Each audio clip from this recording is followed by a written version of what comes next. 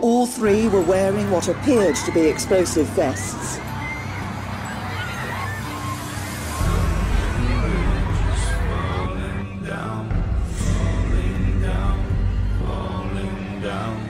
London Bridge is falling down, my fair lady. London Bridge is falling down.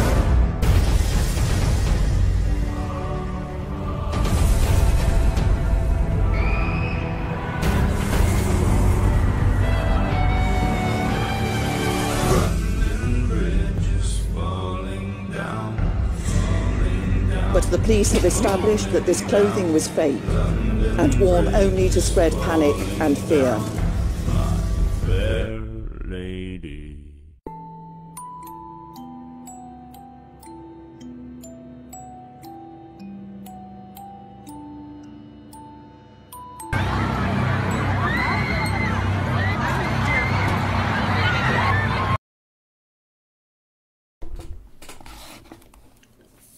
Peace and blessings to each and every single body.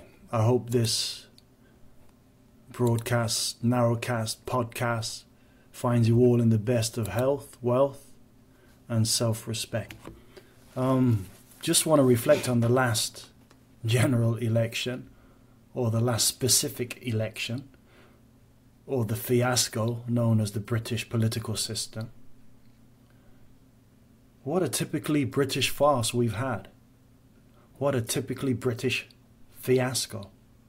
The winner has been declared as a loser. The winner has been declared as a loser. The loser has been declared as a winner. And in typical British nomenclature and in typical British satire, we continue as if nothing's wrong and everything is as it appears to be, which is completely farcical. In order for the rich, bloodsuckers of the poor, to remain rich, all it needs is for the poor to do nothing. In order for the rich to maintain their positions of authority, to maintain their positions of superiority, all they need is for the poor to remain dumb, blind, deaf, and ignorant. All the rich really need for us, all the rich really need for them to maintain their positions of power is for you and I and the poor people to do nothing, to see nothing, to say nothing, to think nothing, to do nothing. All the rich really need in order to maintain their positions of power are enough poor, ignorant people. And that's exactly what they have. The winner of this election, Theresa May, has been heralded to be a loser because she came with a campaign of strong and stable or strong and able or together forever or never or whatever. And she completely threw the British population off with her mandate of attacking the elderly, of attacking the public service workers, of attacking the students, of attacking the disenfranchised and the disabled, and killing people with inheritance taxes, making them pay for their social care bills, which they've worked all their lives for and contributed towards the national security, or their national insurance rather. To tell people after they work for 30, 40, 50 years that, hey, don't worry about social care now, because when you're dead, we're going to sell your house and leave the proceeds. Don't worry about social care. Don't worry about the cost of social care. We're here to help you. Don't worry about the cost of social care. We're here to help you. And once you're dead, we will take your house and sell it, and we will give your children £100,000. Now, perhaps your house is worth £250,000. The government's going to take the £150,000 to pay for your social costs. What if your social costs only cost £60,000 or £20,000? Well, the government's going to sell your property and make it a ward of the state and sell it to the highest bidder and keep all the profits and give your children a remittance of £100,000. So what she is in effect saying is that she's going to look out for all of her bankster friends, all of her investment sharks, all of those people that helped to select her into the premiership in the first place, and screw everybody else. All those people that are working hard, all the industrious workers of the country, all those people that have got up the system through meritocracy and not through nods and winks and secret handshakes and shady deals done in dark places and smoke-filled rooms and pedophile-filled rooms. All those people that work hard and save hard and praise God, they will be shafted by the system. So she is really a loser in that respect, because her plan of, hey, goddamn, who gave her the idea? Was it that guy? Was it that geezer from the Sunday program that gave her the idea that, hey, you're 30, 40 points in the lead anyway, it doesn't really matter what you say, so just why not have a general election? Was it Andrew Lamar on the Sunday Politics? Are you tempted in any way to call a snap election? I think what's important, particularly having had the referendum vote, is that we have a period of stability. There's a challenge ahead in ensuring that we make a success of coming out of the European Union. I think it's important that we focus on that and the other reform agenda that I have for the country as we go forward. And we'll be continuing the manifesto on which the Conservative government was elected in 2015. So I don't think there's a need for an election. I think the next election would be in 2020. Let me make this very clear, because again, it's very important. Under current law, the next election will be in 2020. No ifs, no buts, no snap elections, no changing the law. Under you, is that absolutely certain, that we're not going to see an election before 2020? I'm not going to be calling a snap election. I've been very clear that I think we need that period of time, that stability, to be able to deal with the issues that the country is facing and have that election in 2020.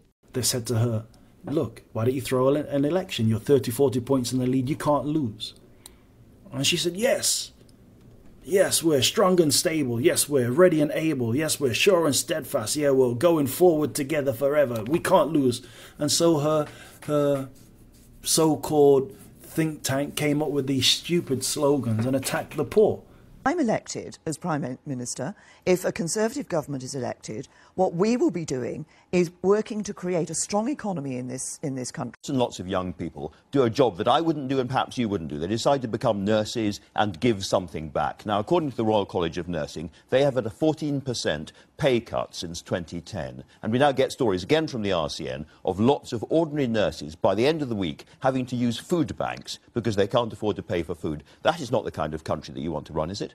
I want a country that works for everyone, not just the privileged few, not just the privileged few, not just the privileged few. If we look at what happens, well, if we look at what is happening in relation to pay within the National Health Service, in fact, when you look at basic pay together with progression pay, actually for around half of NHS staff, they have annual increase of around, on average, 3% rather than just the 1% basic pay. But I come back to the key question, which is we have, and if you look at the National Health Service and funding in the National Health Service, we're putting £10 billion extra into it. I'm sorry, Prime Minister, but we have nurses going to food banks at the moment. That must be wrong. But we have nurses going to food banks at the moment. That must be wrong. We have, and there are many complex reasons why people go to food banks. And I want to develop an economy where, yes, we have a strong economy so that we can pay for the public services that people need, but also we have an economy where we're creating secure jobs and well-paid jobs and higher-paid jobs for people. Well, but you're only going to do that if you've got they haven't got enough money to eat at the moment. But if you're only going to, as we go through this election, every party will be talking about what they think is important. I'll be talking about strong and stable leadership. Well, I'll be talking, and there's a reason for talking about strong and stable leadership and having a strong and stable government. It's precisely because this is the most important election the country's faced in my lifetime. It's about the future of the country. It's about the national interest. It's just that people can listen to that kind of thing and think it's a bit robotic. No, when I talk about leadership, when I talk about the strength of the government for the future, I do it for a reason, and the reason is this. We are facing a moment of change in this country. We're facing a moment when we have the opportunity to take this country forward, to make it an even better place to live for people, for their futures, and more secure. Meanwhile, the ever guile, Jeremy Corbyn, came like a corner shop owner who was giving out free sweets for everybody. Free sweets for the poor, free sweets for the students, free sweets for the elderly, free sweets for the NHS, and hell, even free sweets for the trade unions. This guy, like Theresa May, a staunch Remainers. They campaigned for Remain within Europe, so they're not fit for purpose. Now they have a hung government. We need to hang the government. We need to get these people, bring these people and string them up. Bring them and string them up. And once they're dead, we dig them up, we pull them back up again and hang them again because they didn't die hard enough the first time. These bloodsuckers of the poor.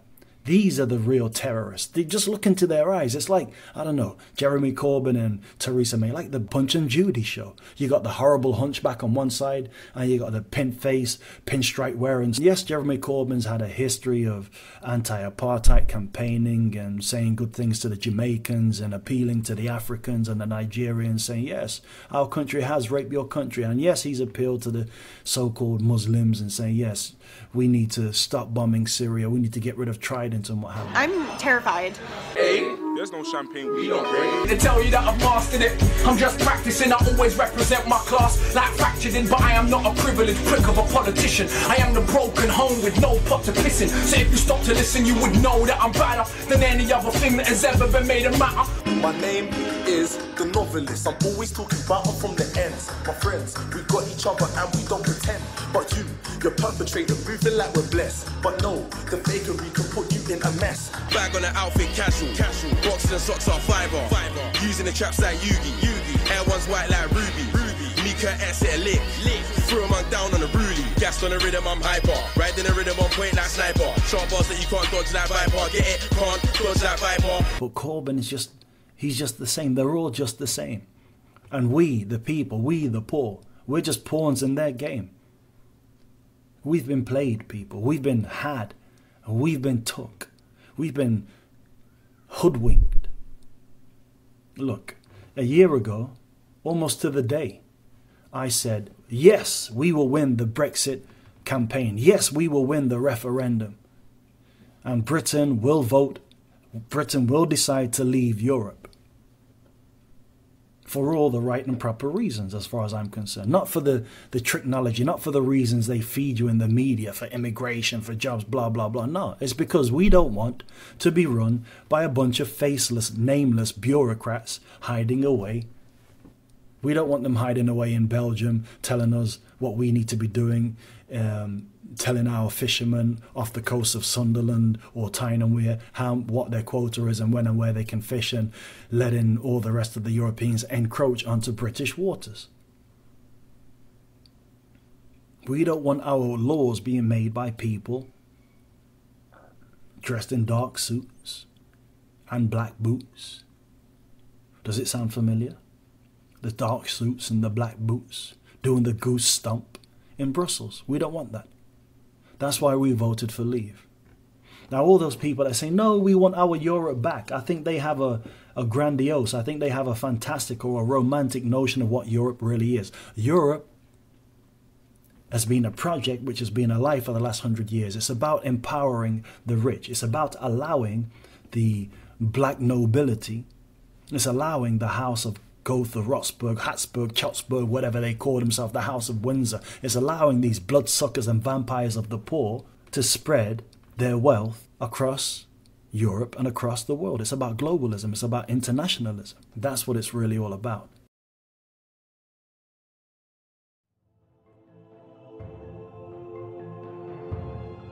Monarchy is by definition incompatible with democracy. You cannot have a government chosen by election and at the same time have individuals occupying positions of power simply because they were born the sons or daughters of families who already have political power. It was on this principle that the English people fought a civil war, made a revolution and cut off their king's head in the 17th century. Prince Charles has been, by his own admission, a kind of mascot for the British arms trade. So much so that even he has complained about being used to market weapons in his perhaps more sober moments. But this is still a man who, this is his job, and you can see here where it's a job that's been done, as a role that the royal family always carry out, regardless of, you know, whether they have a sort of momentary crisis of conscience or whatever.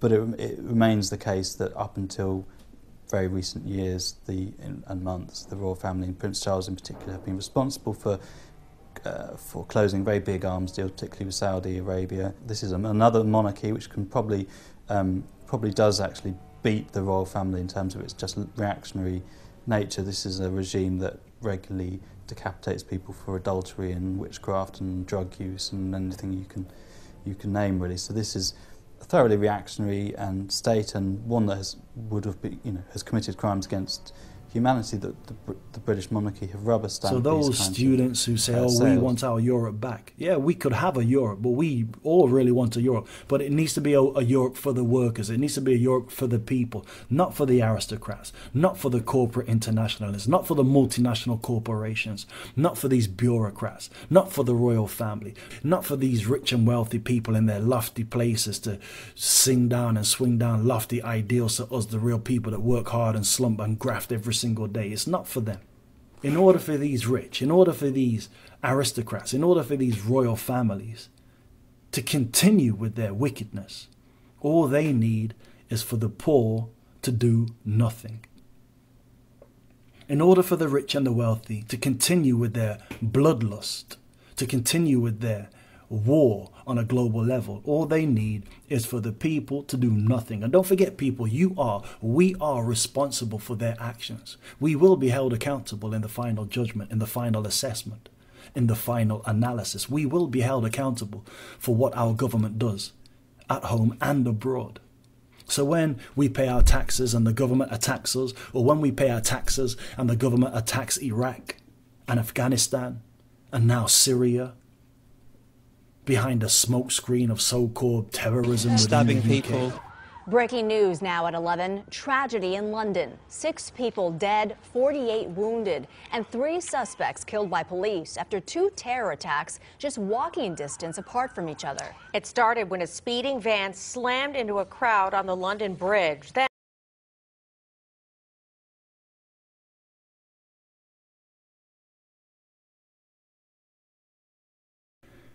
when we pay our taxes for that, then we will be held accountable. Just take a look at Corbyn and May. This horrible hunchback has been handed defeat on the plate of victory, and this Corbyn has been handed victory on the plate of defeat. Oh, what a typically British scenario we have invented for ourselves. Or is it that somebody else has invented this scenario for us? Is it just to spread confusion and frustration and uncertainty in and amongst the people and the populace? If you listen to David Icke, who's been right on point, who's been hitting the nail on the hammer, who's been hitting the hammer on the nail's head for the last 20, 30 years, he'll tell you, look, it doesn't matter who you vote for. All these politicians are pulled by the same, all these politicians are paid for by the same corporate masters, by the same lobbyists, by the same international globalists, by the same multinational companies, by the same bloodsuckers of the poor. So it doesn't matter who you vote for. It matters not who you vote for. Why didn't Theresa May attack the inherited wealth of the aristocrats? Why didn't she attack the inherited wealth of the Barclays Bank and the Lloyds Bank, who had direct investments into tobacco, into sugar, into cotton, and into slavery for hundreds of years? Why didn't she say, look, Britain has profited from the back of slavery, we're going to pay back to Africa and withdraw our troops and withdraw our mining extracting companies from Africa and level the playing field? No, because the rich will never level the playing field. We don't want a revolution, because all a revolution is a turn of the wheel. We don't want a turn of the wheel. We want to level the playing field. So it's not a revolution. We're not talking about turning things around. We're talking about turning things over. We need a restart. We need a reboot. We're reaching that critical mass, people, where I know you're thinking like what I'm saying, like what we need to be doing. I'm not going to come up with any witty slogan for you to catch hold on. That's not my business. What I'm going to say is for you to try and do some research yourself. Just look at the false flags. Look at Peter Powell and 7/7 in London and see for yourself that these people have been playing us. Peter Powell went on BBC television, went on BBC radio and said, you know what, at 7/7 in 2005, we were running simultaneous rehearsals. We had a crisis actor team. We had a crisis management team of over 1,000 personnel who were delegated at the exact same locations as where the real so-called terrorist bombs actually took place. Perhaps he was a patsy, perhaps it was unbeknown to him, but it's impossible for there to be 4 independent individual terrorist attacks in London at the exact same locations where you have your dress rehearsals, where you have your rehearsals for terrorist attacks to happen. So it's impossible. So perhaps, I suggest, perhaps there was a dual activity going on. Perhaps his friends at Scotland Yard or within MI5 and MI6 didn't really tell him the full scope of the activities of the day. Didn't really tell him that there would be real bombs or really people would be getting slain and people would be getting blown up and killed. Because for sure, some people were killed. But look into the crisis actors for yourself. Don't listen to me. Don't check out my hustle. Don't believe the hustle and the bustle. Know it for yourself. Find it out for yourself. That's what I would suggest. When I say attack the aristocrats, attack the aristocrat, the reason being, they're tied into this globalist conspiracy. They're tied into this globalist plan. The Nazis from the First and Second World War, they are now running our government. They are now running our royal family, so-called royal family. Prince Philip, the so-called husband and consort of Queen Elizabeth II, he's a member of the House of Schleswig-Holstein-Sonderburg-Luxembourg. I kid you not. He was born the Greek and Danish prince. And the Greek and Danish prince were under the power of the Nazis. Prince Philip's brothers, all of his 4 sisters, married leading Nazis. His brother was a leading Nazi SS officer. Just about Gestapo. All the Nazis are involved in the plan. I don't want to talk too much about this for now. Just know that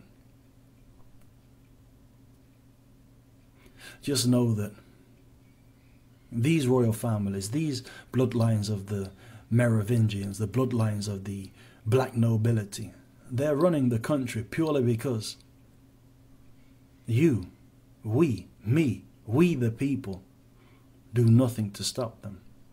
These princes of pedophiles, these princes of darkness, these queens of catastrophe and destruction are running rampant on our ignorance. They're running rampant on our apathy. They're running rampant on our compliance and complicity to their madness and duplicity. We need to stop them. We need to stop them. We need to stop it. It needs to happen. After the Second World War, quickly, Prince Philip married into, the Prince Philip, the Duke of Edinburgh, the Duke of Battenberg, the Prince of Greece and Denmark, married into the British royalty. 5 years later, he became the consort. The Nazis married into ours. And now all their sons and daughters are all Nazis. I'm not going to say, well, once a Nazi, always a Nazi, because just because your grandfather was a Nazi doesn't mean you are. But if your grandfather profited off the basis of murdering Jews and murdering innocents around the world, then you need to make amends for that and make some form of recompense and apologize on behalf of your parents and your forebearers. That's the reality. Because there will be otherwise a karmic debt to be paid. And any time within the universe, if there is a karmic imbalance, then the cosmos or the universe or the Gaia or the planet or the God or the creator or we as a human population will make sure that the cosmic imbalance is brought back into balance. And there is a cosmic injustice. There is a cosmic imbalance right now where we, the people, remain poor. We, the people, remain ignorant, blind, deaf, and dumb, and we do nothing. Thereby, the rich continue to lead us down the path of self-destruction. They feed us lies with the media, television programs, social media, social programs. Why do you think it's called a program? Because they program you to become dumb, deaf and blind. And you soak them up. And yes, they do use propaganda. All television is propaganda. All the news is propaganda. False news, fake news. I say just look into the things for yourself, family. And just like with a fractal, every little piece is a microcosm of the larger picture. So what I'm going to say now, it won't come to many as a surprise, but it's reality. And that is, they will not allow us to leave. So whatever happens is going to be reflective of that. They will not allow us to leave Europe. There are going to be ties that bind. And from the time you have a bind, that means you're not separate. That means you've not left. From the time we can't leave Europe, then Brexit is a myth. Brexit is not a reality. Their global project is the reality. Their global plan of one world army, one world government, and one world currency, and yes, one world religion is coming to fruition. They already have cryptocurrencies in place and ready and able. They're already giving everybody in the world a digital signature. You're already implanted with RFID chips. They have nanobots. They have nano dust, which are microchips the size of dust, for heaven's sake. And we breathe them in. There are chemtrails in the air. There's fluoride in the water, amongst other points, amongst other poisons and particulars.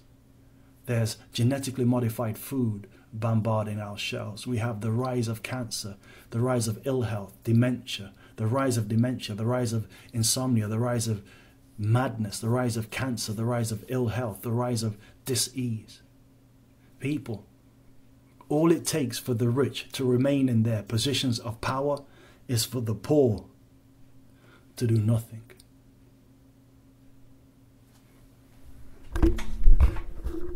Since the Second World War, it has been that the arms industry has played a very important role in the British economy and in British trade. The British are very keen to sell top-of-the-range weapons technology. Very often, the market is dictators, particularly dictators in the Middle East and North Africa. And if you want to establish diplomatic relations and trading relations with feudal or semi-feudal regimes in the Middle East and North Africa, it helps if you've got your own royals who can operate at that social level, who can give you an entree. So Prince Charles has played a major role, Prince Andrew has played a major role, other royals I'm sure as well have played a role in developing these diplomatic relations and helping arms manufacturers to sell weapons to Middle Eastern dictators. Unlike the case of Prince Andrew, when there have been other members of royal families in other parts of the world who have got involved, for instance, in the arms trade and behaved inappropriately, they suffer consequences. For instance, Prince Bernhard of the Netherlands at one point was promoting arms sales into the Netherlands and was working with 2 American companies to do so. Neither of the companies realized he was working for the other, and his wife, the Queen of the Netherlands, didn't know he was working for either of them. When it was discovered that he was engaged in this activity, he was stripped of all sorts of rights and privileges, and he was never allowed to wear the uniform of the Dutch military ever again. Now, having a royal family is not ideal, but if one has one for whatever historical reasons, at least make them accountable and answerable for their actions, whereas in this country they can effectively do as they like. But Andrew's particular form of charm worked as well on dictators whether or not they were of the royal variety. He is reported to have had a close friendship with Saif Gaddafi, son of Colonel Gaddafi, and hosted a lunch at Buckingham Palace for the son-in-law of Tunisian dictator Ben Ali, despite being warned of his corrupt activities by the British Embassy in Tunis.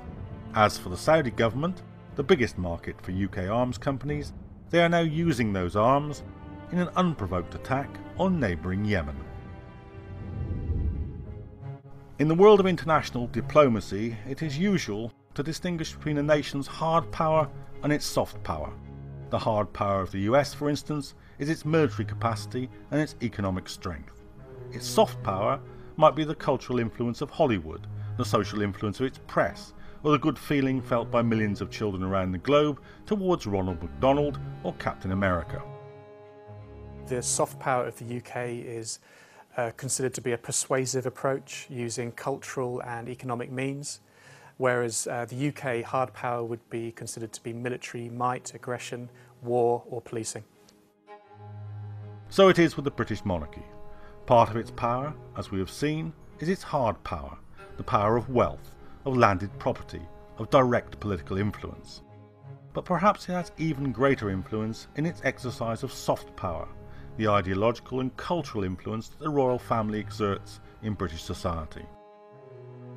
Well, I think in terms of the soft and hard power, so to speak, of the royal family, there are there's a clear backstop to everything that happens in British democratic life. They do sanction any political party that comes into power. In fact, in the 1970s, they overturned the election of a progressive prime minister in Australia because it went so far against the interests of the royal family. So they actually do have the power to overturn governments. These things are very rarely used partly because to do that does actually draw into public awareness the actual power the monarchy has. Like the Black Spider memos, we're told that actually no, they're just a kind of, they're just the icing on the cake. They're just a kind of tourist attraction. They're just, symbolic figureheads and so on. But actually, with the Black Spider memos, you find out no, they're actually interfering in daily life on a regular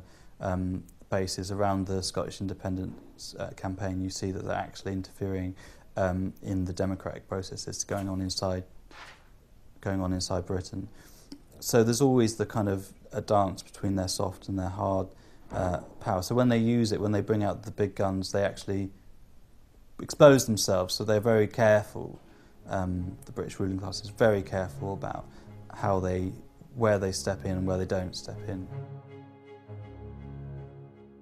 It's very difficult to actually tell what power and influence the monarchy has over this government because it's so secret. It's like the rest of the corporate lobbying industry in this country is all done behind closed doors, or as David Cameron likes to say, it's a quiet word. We don't know who's speaking to whom, we don't know who's having a quiet word with whom about which policies.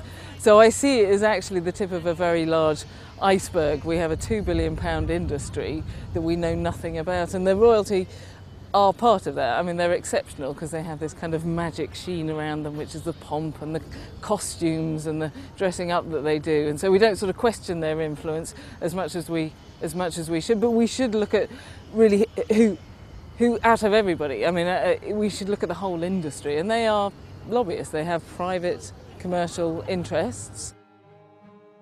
The royal family is quite deliberately used by the British establishment as a traditional symbol of the hierarchical and elitist society as a whole.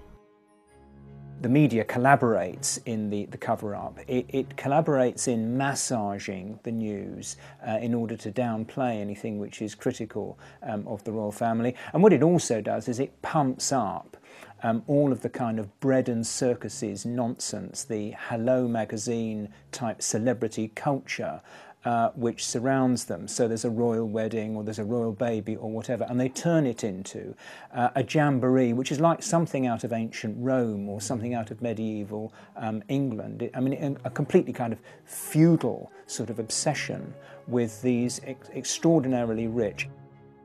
After all, if people in Britain can be got to accept one incredibly wealthy individual whose position as nominal head of state and church and chief of the armed forces is hereditary, then why should they not accept an entire ruling elite based on similarly undemocratic principles?